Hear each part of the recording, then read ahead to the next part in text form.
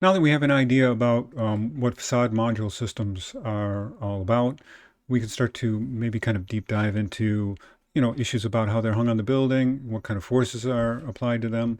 We've looked at the clip systems. And in this case, I want to start to look more at an engineering or a tectonics way about the kind of way we might design these systems in order to deal with these forces. And primarily, we're going to deal with the one I've got in the center, and that's the wind load on the facade, mostly because I think it's a place where, as architects, we might want to be the most knowledgeable because the decisions that are made there really affect the aesthetics of the facade. So let's cover the three of these very quickly. The idea that we have a facade that has a gravity load on it, um, the um, the forces of the terracotta and the glass system, which aren't trivial, might add up to 1,000 pounds of an assembly, are born on the floor, and we know how we've seen the clip systems that attach those, and those are really well engineered components that we will maybe be detailing in design work, but really depending on engineering support for calculating the stresses that are on those components. And like I said, we'll look at the facade for deflection, and I'm going to spend a lot of time detailing that. And this third idea is what happens to a facade in the normal things that happen during seismic loading and wind load, deflections to buildings, and loads of people walking and equipment placed on floor systems. So before we get to wind loading, let's just think about this idea about what happens to a facade, a modular facade, when we apply a load on the floor system. Because we're hanging, these are curtain wall systems, and we're hanging those panels on floor systems. Deflections cause distortions in the way these panels are aligned with each other.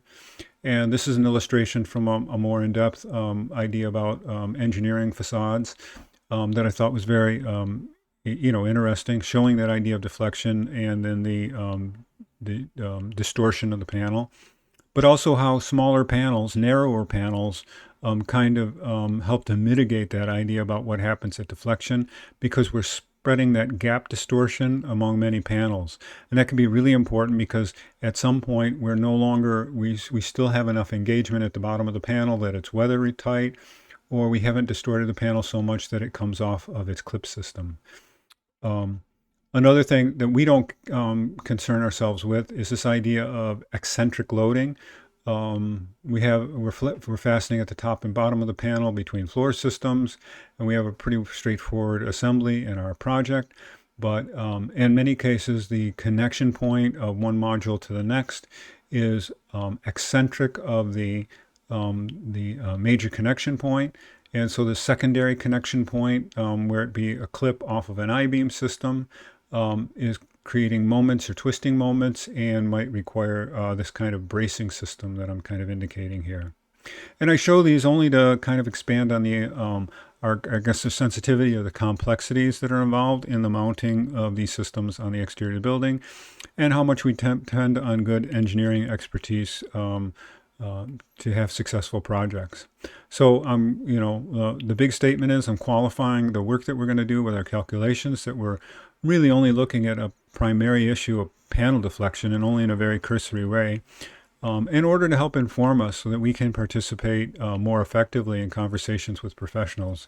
We're not determining the buckling of the panels, which has to do with the bracing of those elements, something you would have maybe been introduced to in Structures 1. We're not calculating the contribution of the glass with deflection. In some cases, the glass itself could be stiff enough to resist the load.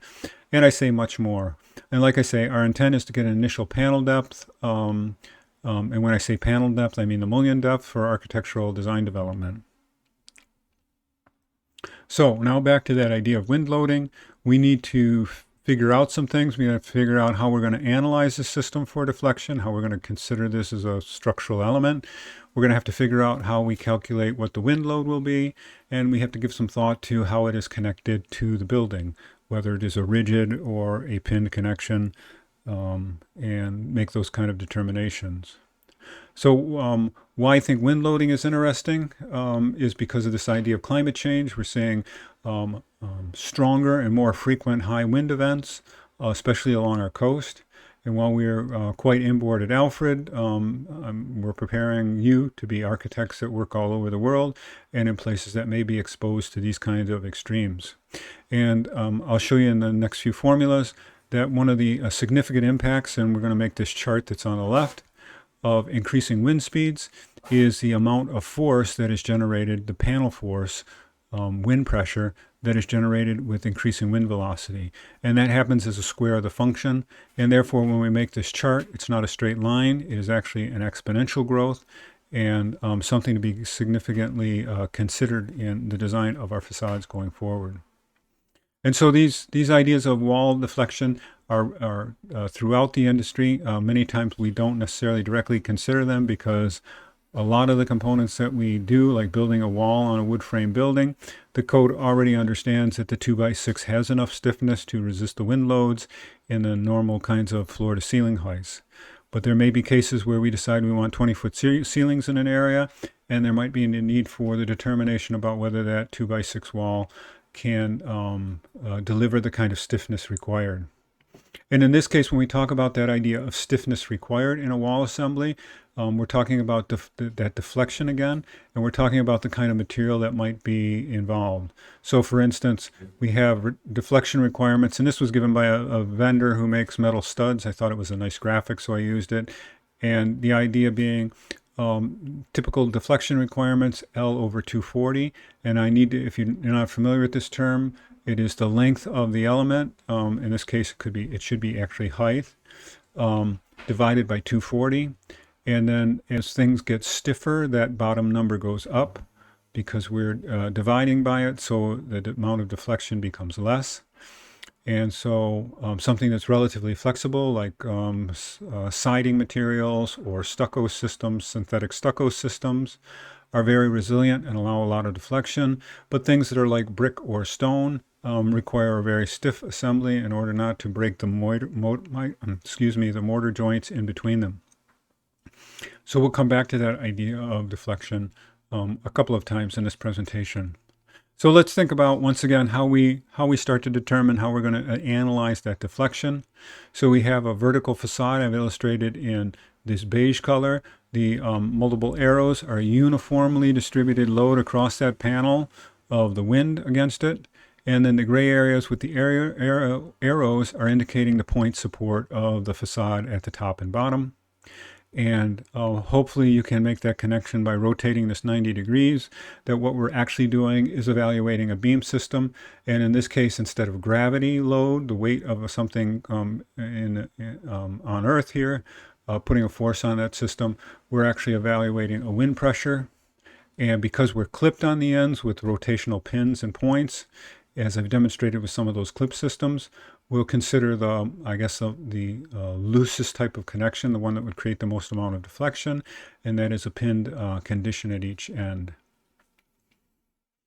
So to get a handle on that idea of the wind load, it is really quite a simple calculation. It is a coefficient times the velocity of the wind in miles per hour.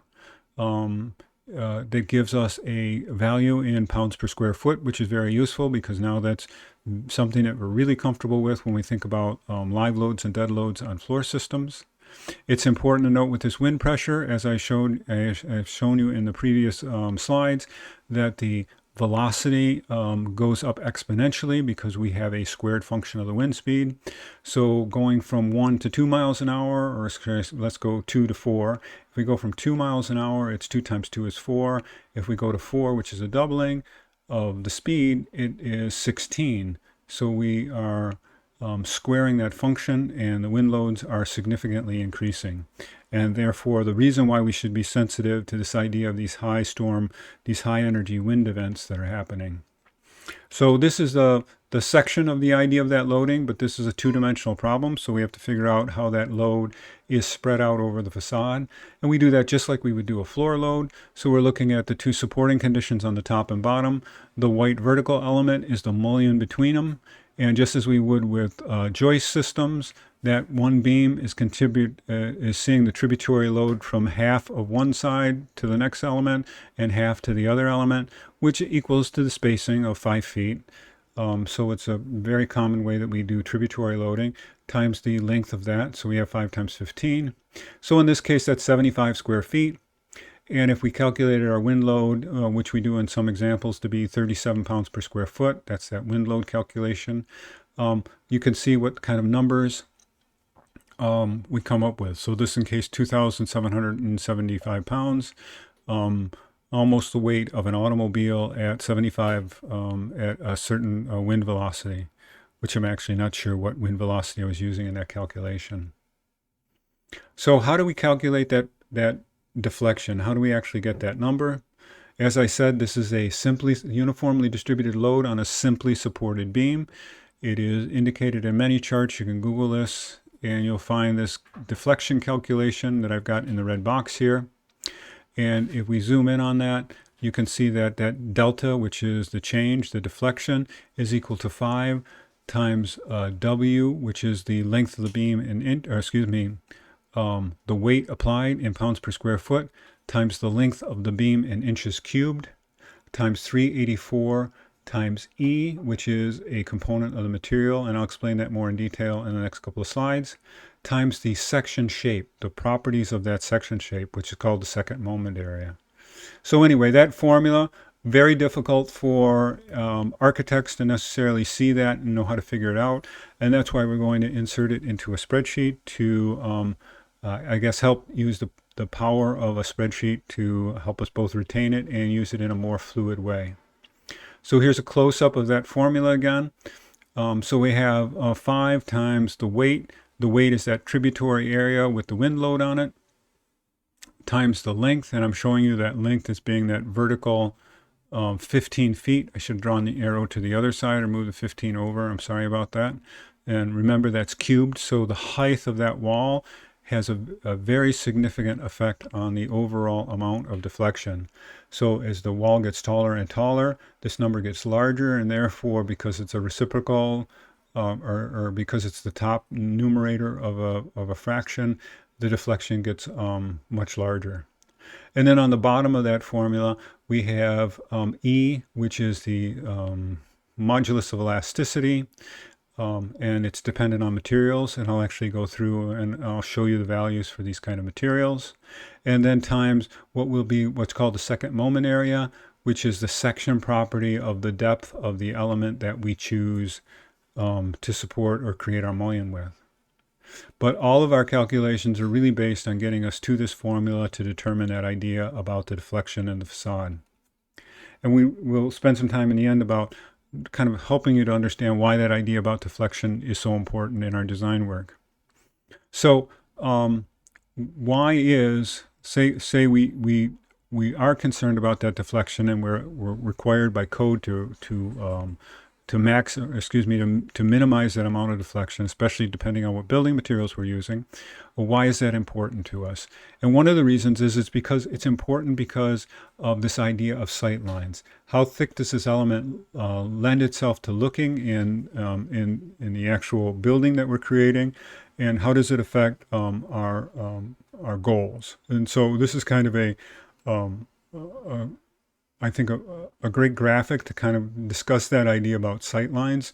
So here we have a wood frame constructed building. These could be considered window mullions, but there may also be structural beams, but I'm using this as an illustration. This is probably the most exaggerated one, but because these beams are so deep, because these columns are so deep, should I say, you'll notice that as we get on a more obtuse angle to things, our view through the glazing system becomes occluded. So we're actually just looking at the wood mullion itself. So you can imagine if we thin these down a great deal, how much more transparency this wall surface would have. Now that's not necessarily a design goal here, maybe not the design intent at all, but these are things that you may have or want in your consideration with that design of a mullion. And so I'm going to go back to this image. So we have these 3 shapes. These 3 shapes determine this I value here, and it is important to figure out how we're going to gather up that I value. It's probably one of the more critical and less understood parts of this spreadsheet project that we do coming up. So identifying the moment of inertia of a beam section, it's called the second moment of area. And so we have As you look up at the top here, I've selected a C channel. You can Google these. You can go second moment area of a C channel, of a rectangle, of a wood beam. You'll find all kinds of charts that have these values. And it's important to note here what's going on with these values, right? So this sits in the bottom of the formula. So as this number gets larger, the beam is stiffer and there's less deflection. So we go from a C15 beam, which has an IXX, all right, of 404, to one that's only 3 inches deep down here, which is 1.66. So we have a striking difference in the stiffness of that beam in the XX direction. Once again, I want to call your attention to the idea that it's the XX. That's the direction that the bending moment is happening, the deflection of the beam. And it's not the YY axis. So this usually has an X on both sides, and this usually has a Y on both sides. That's why I'm saying IXX and IYY. So what we'll do is we'll put one of these charts on. We'll make a determination of an initial second moment of area, and we'll plug that into our formula, and we see if that gives us the kind of criteria for deflection that we want. If it doesn't, if it's too stiff, we'll select one that's more flexible, less material, less depth to it, or we can select one that is stiffer, has more material or more depth to it. The other thing we need to consider in that calculation, besides the section property of it, the second moment of area, is this idea about the modulus of elasticity. And so we have in orders of increasing stiffness, so I have wood over here at the end. We go from 29,000 psi modulus of elasticity to even less than a third of that. Oh, no, actually about a third of that with aluminum. And then it gets another third down when we go to wood. So that's not to say that wood is a very weak element. It just means that in order to get the same kind of stiffness out of it, we need to have a deeper section to it. So I'm showing you steel. I'm just giving, these aren't actually calculated, but the idea is being that if we use steel, our mullion can be relatively shallow. If we change it to aluminum, we need to increase its depth to keep the same amount of stiffness. And if we change to wood, we need to then again go another order of deeper or stiffer with that element. I'm also showing you in this the idea that the window, the glazing system, we're looking at this as a plan view, the glass that we're seeing here is supported in an aluminum structural system. And what's going on here is that I'm trying to impress upon in this discussion the idea that we use aluminum almost all the time in exterior window mounting systems because of its incredible flexibility and resistance to corrosion and other harmful deterioration from exposure to weather, UV, solar radiation. Aluminum is a material that when it corrodes, it creates a very hard oxide that prevents further corrosion. It's very lightweight, and it has another great property is that it can be extruded to very complex shapes. So this next, I'm going to show you in the next video a little bit about how that extrusion happens for aluminum. But before that, these are just some clips that I had from, Wikipedia things. You can, so whatever material you select, you could actually just Google it and ask for the Young's modulus or the modulus of elasticity, and you'll find these properties presented to you. So this is how I got the aluminum one, and this is how I got the steel. And if you're doing these calculations enough, you almost commit these to memory. So I wanted to show you this quick clip about how aluminum extrusions work. So what we're looking at is a billet. This is a billet of aluminum going into a heating operation in order to bring it up to a molten or near molten temperature. This is done by Enclose, a panel manufacturer, a modular panel manufacturer. So we're putting it into the oven. That comes up to a certain temperature in that kind of a heating phase. Now this very hot billet comes out of the oven, It is transferred over to the extrusion die machine. The billet's rolling into position. This is a hydraulic ram that will move back once this thing is in position. That's a steel billet. The preheated aluminum is put in position, and now it's put under a great deal of pressure and more heat in order to make it a fluid element that can be pushed through just like a Play-Doh through a die to create this really complex shapes that we've seen in the extrusions. In this case, we're looking at what comes off. They're 20-foot lengths or more. These are then tensioned in order to make them straight. They then go through a cutoff operation and then other secondary operations in order to make them appropriate for the application. Actually, that'll happen after they're coating. So they could either be painted or anodized. In this case, they're going through a powdered coating system, and then the paint is baked onto the finish. Or they can go into an anodizing operation where they're put through chemical baths and a strong anodized electrochemical process that puts a colored high-performance wear-resistant surface on the aluminum. So here's secondary operations, cutting holes that might bolt other elements together. In this case, this is a CNC machine that's cutting things to length, putting notches in assemblies, maybe mitering things, all kinds of secondary operations, but all automated.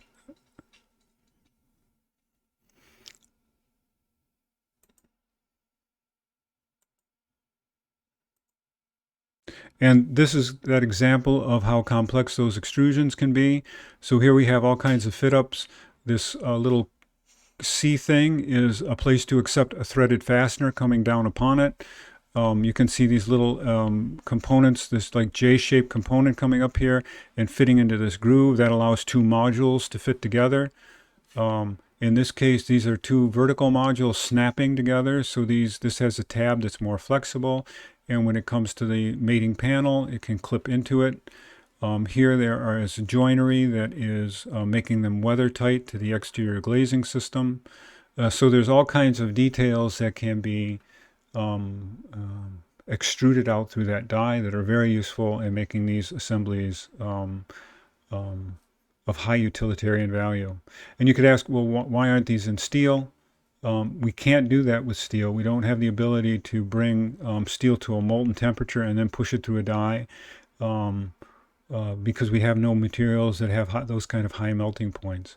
I mean, it's theoretically possible, but in the normal ideas of what happens in the construction industry, extruded aluminum is both corrosion resistant, extremely easy to create dies for and create these complex shapes. So this is the go-to solution. Now in on the far right-hand side here, I have that red, which is kind of where we get the idea of selecting a C shape, a C channel for our cross section, as I showed you in the chart. And in order to make stiff assemblies, you'll notice that in this case, the most material is at the top and bottom of the assemblies, the thicker materials. And the idea there is that when you want to make a stiff piece of a beam or something, you always put the most amount of material you can towards the outer the outer fibers of your beam system or column system. And that is where it sees the most bending moment, and that's where it needs the most strength in order to create a stiff assembly. So why does deflection of a floor or column matter? And I just wanted to follow that up again, that we're required to do so by code. You should be able to start recognizing this idea of exterior walls with plaster, and then plaster being the stiffest, L/360 being that criteria, with flexible finishes, L/120, so the lower number means that the wall is flexing more. Wind deflections are in the International Building Code. And once we go through this idea of wall deflections, it's very useful for the idea of understanding floor deflections also. So here we have L/480, which would be considered a relatively good quality residential construction floor system as far as deflection, about feeling somebody walking across the floor and having the floor deflect away. And this is done by a wood joist manufacturer, so they're giving you a model number that has a certain depth to it.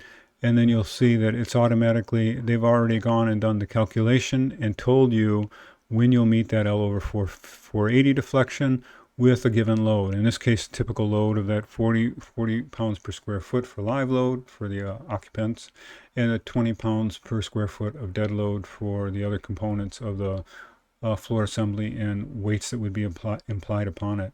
And so that idea is that this is the maximum span that you could do with that floor and meet that L over 480 criteria. And then when we get to really high performance floor systems, we're really looking at things like L over 960. And it's just another chart, just another transference of that same idea of deflection, but now pushed onto floor systems. And I left, this is in the residential building code, allowable deflection for structural members. You'll notice it doesn't tell you what structural members, but it tells you what's allowable. So at some point you need a chart and or to be able to do a calculation. And so you can see what happens here. Why I thought this was really important was that when we talk about vertical surfaces, we're talking about allowable deflection as H over 180 as opposed to L. So it's the difference between height as opposed to length. Whenever we're talking about something that's running horizontal, it's the length. When it's vertical as a wall system, we talk about it as an H value. So that's an overview about how we're going to plug all of that together in the calculator. And so we'll pick up on building a spreadsheet calculator next.